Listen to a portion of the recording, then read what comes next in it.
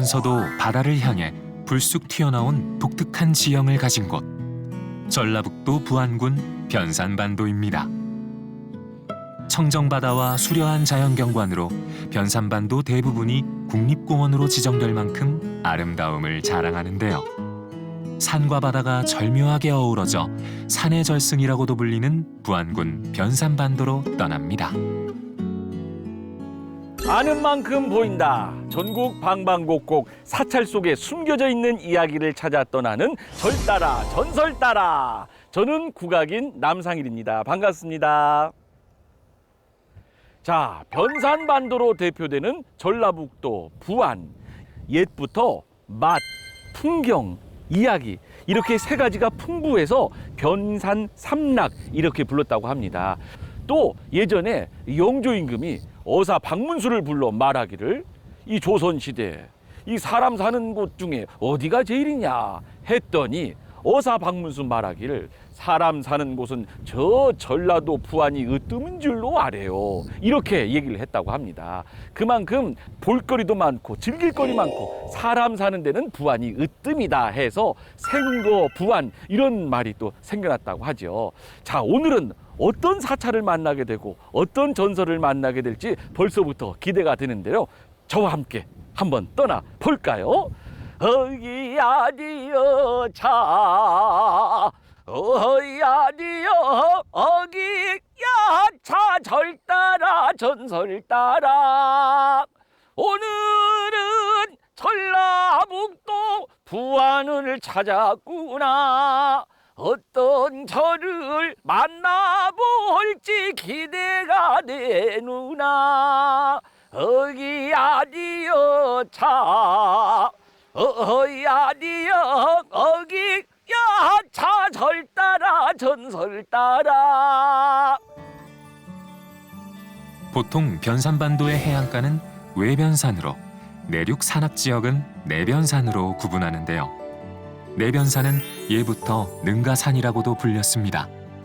능가는 불교 경전인 능가경에서 따온 것으로 능가산은 이름만으로도 능히 불가의 성지이자 길지인 곳인데요. 그런 능가산에 천년고찰 내소사가 자리하고 있습니다. 이 능가산 생소하시죠? 하지만 내소사는 여러분 한 번쯤은 들어봤을 것 같습니다. 이름이 참 멋있는데요. 올내자, 소생할 소자. 이곳 내소사를 찾아오시면 부처님의 기운으로 새롭게 소생하고 그 기운을 듬뿍 받는다는 멋진 도량입니다. 자, 이 멋진 도량을 설명해 주실 선생님을 모시도록 하겠습니다. 네, 선생님 반갑습니다. 안녕하세요. 반갑습니다.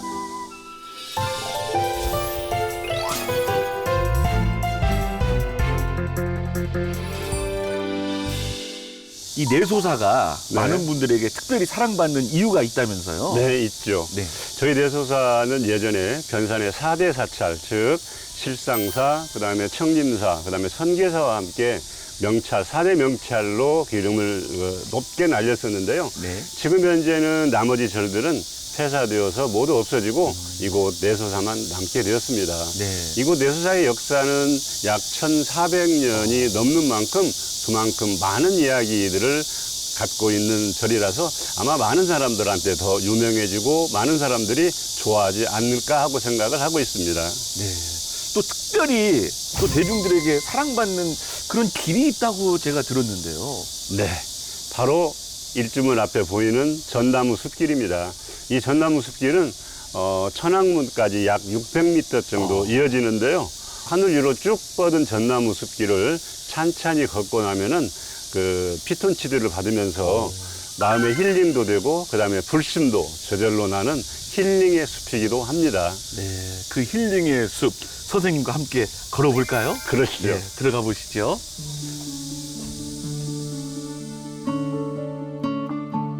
변산반도 국립공원 내에 위치해 오가는 발길이 끊이지 않는 도량 내소사. 우리나라 3대 전나무 숲으로도 명성이 자자한 내소사 전나무 숲길은 내소사의 유명세를 드높인 장본인이기도 한데요. 전나무 특유의 맑은 향기는 속세의 찌든 때를 씻어내기 좋을 뿐 아니라 사색하기에도 더없이 좋은 길입니다. 와, 선생님, 이 내소사 일주문부터 이 경내로 들어가는 이 전나무 숲길 네. 정말 좋습니다. 이 떼약볕에 있다가 이 그늘에 들어오니까 네. 시원하기도 하고 또 이 나무들이 뿜어내주는 피톤. 피톤치드의 그 향이 느껴져서 예. 몸이 또 건강해지는 그런 느낌이라 참 좋네요. 예, 이 전나무 숲길은 1850년대쯤 이제 심은 나무인데 이 전나무 숲은 예전에 환경부에서 전국의 아름다운 숲길을 선정한 적이 있어요. 그때 당당히 아름다운 숲길에 선정이 됐고요.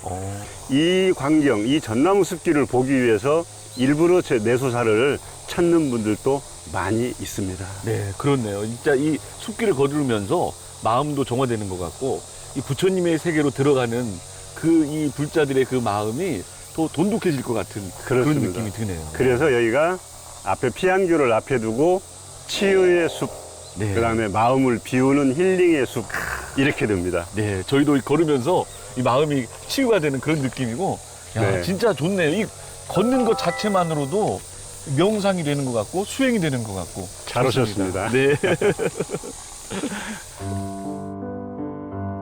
대한불교 조계종 제24교구 본사 선운사의 말사인 내소사는 백제무왕 34년인 633년에 해구 두타스님이 창건한 고찰입니다. 창건 당시 절 이름은 소래사였다고 하는데요. 대소래사와 소소래사를 둘 만큼 규모가 큰 사찰이었습니다. 하지만 대소래사는 불타 없어지고 소소래사만이 내소사라는 이름으로 남았는데요. 1400여 년의 역사를 거치며 내소사는 서해제1의 관음도량의 명성을 유지하고 있습니다.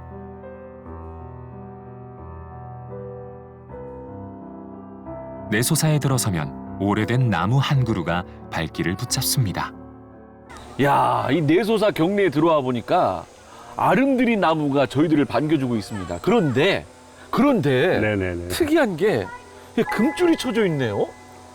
이 당산제를 지낸다고는 들어보셨죠? 네. 그게 이제 석포리 당산제인데 어. 이 당산제의 실제 주무대는 아까 우리 처음 출발했던 일주문 있죠? 네. 일주문 앞에 있었던 700년 묵은 거기는 할아버지 당산나무. 어. 그리고 이 당산나무는 이 느티나무는 할머니 당산나무여서 이게 사실은 이미 700년 전에 연상연하 커플로 짝을 맺어서 서로 알콩달콩 잘 살고 있는 그런 제인데 이렇게 경내의 느티나무가 당목으로서 네. 이렇게 자리 잡고 있는 거는 그렇게 흔한 현상은 아닙니다.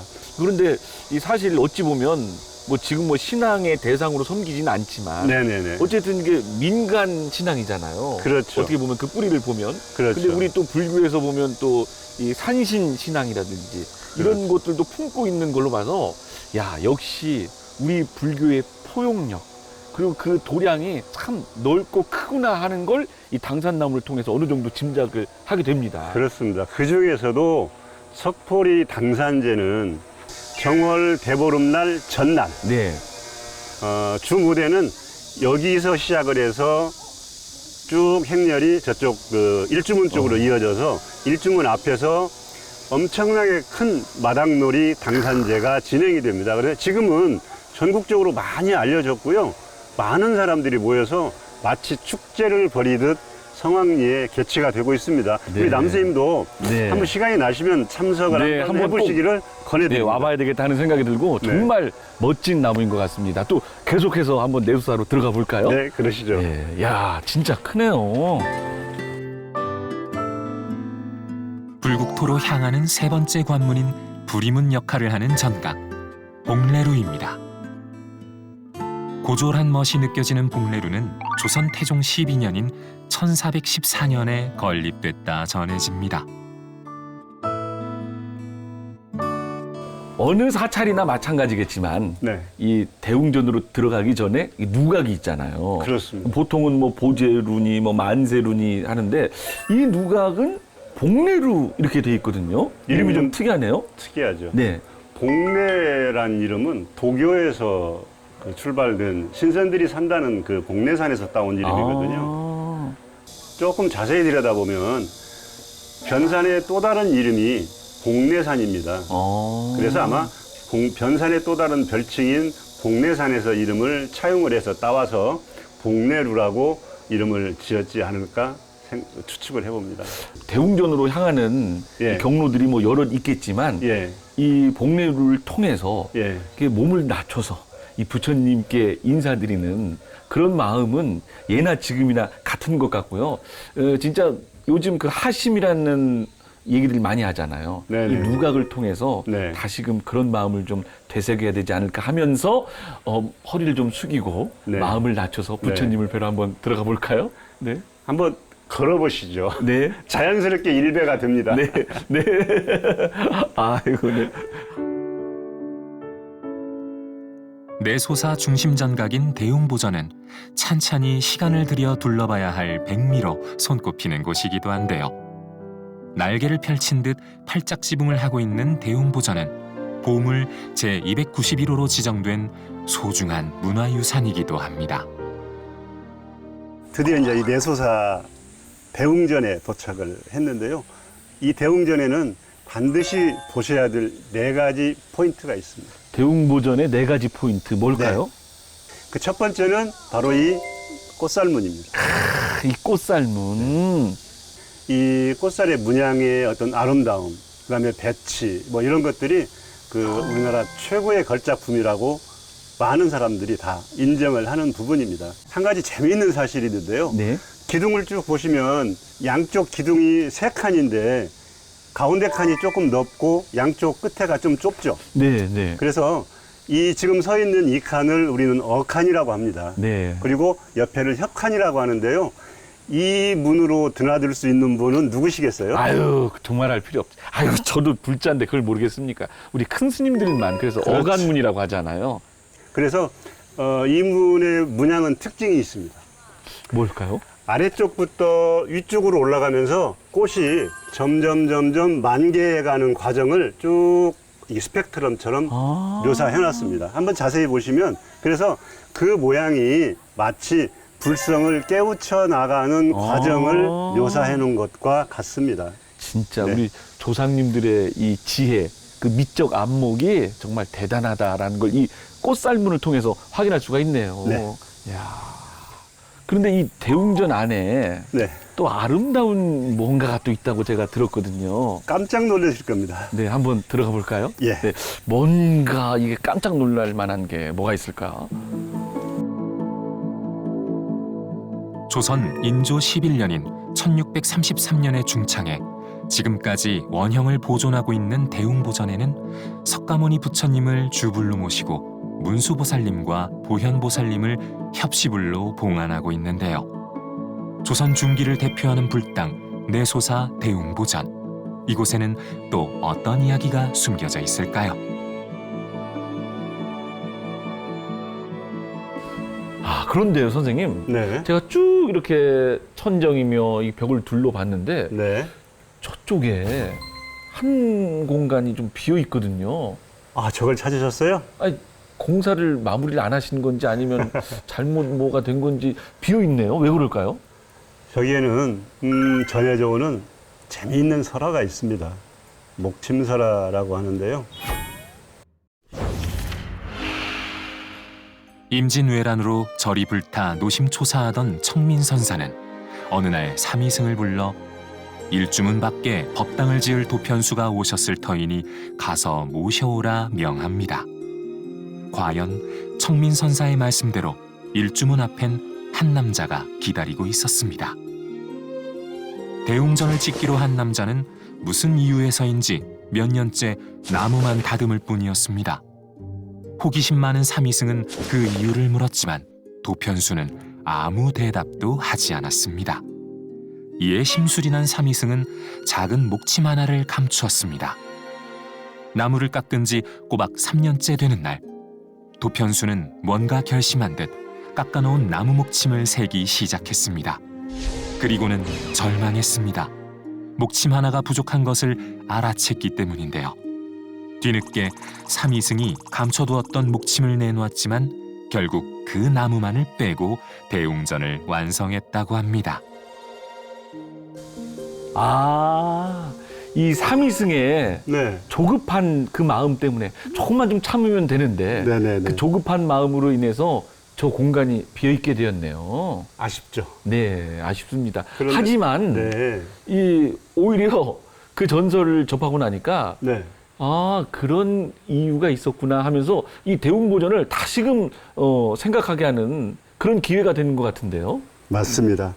그 삼위승은 좀 어린 승을 삼위승이라고 네. 하지요. 그 철없는 삼위승의 어떤 그 장난기 어린 행동으로 인해서 결국은 이 대웅전이 미완성인 상태로 남아 있는데요. 네. 또한 이 설화는 이 전설은 믿음이 깊지 못한 중생들이 그 깊지 못한 믿음으로 인해서 부처에 이르지 못하는 아쉬움을 간접적으로 그 교훈을 주는 그런 설화라고도 볼 수 있습니다. 네. 진짜 우리 절 따라 전설 따라 저 진행하면서 네. 항상 감탄을 하거든요. 네, 그 의미가 다 있더라고요. 네, 그런데 진짜 이 내소사 찾는 많은 분들도 이 네. 대웅보전에 오셔서 참배하시면서 저 기둥을 한번 보시면 좋겠다 하는 그런 생각을 해보게 됩니다. 그렇습니다. 예, 또 다른 곳이 있나요?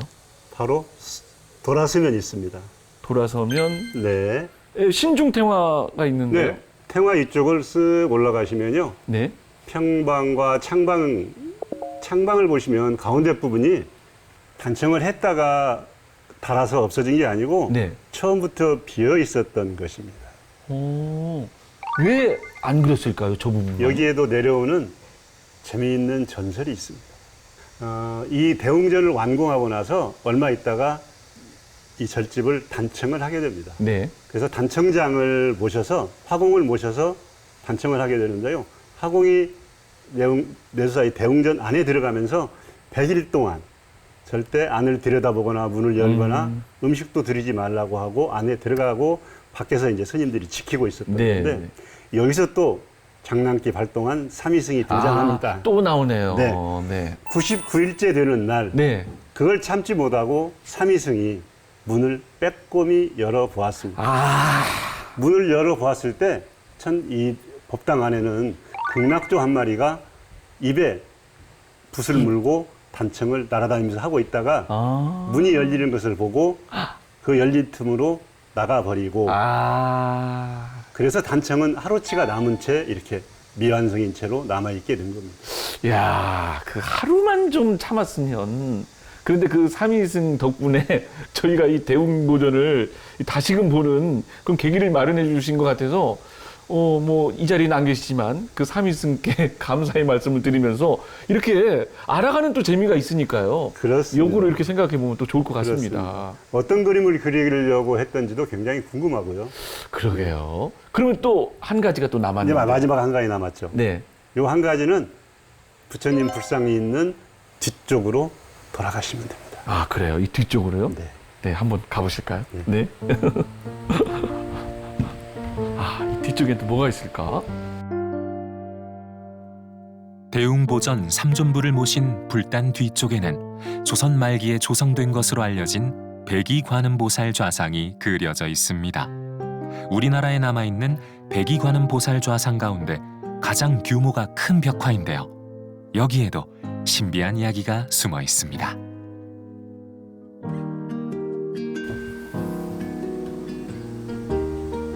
아, 바로 여기 계시는 백이관음보살님이시네요. 네, 그렇습니다. 네. 이 백이관음상은 아주 특이한 네. 상이 하나 있는데요. 뭘까요? 백이관음상과 일단 눈을 마주치십시오. 네. 그리고 눈을 떼지 말고 네. 옆으로 마주하면서 계속 걸으면 백이관음상님의 눈이 우리 남선생님을 따라올 거예요. 오. 그러면 그 눈을 마주치면서 한 가지 소원만 빌어보세요. 아마 들어주실 겁니다. 네. 아마도 좋은 소원 하나를 들어주실 걸로 생각이 됩니다.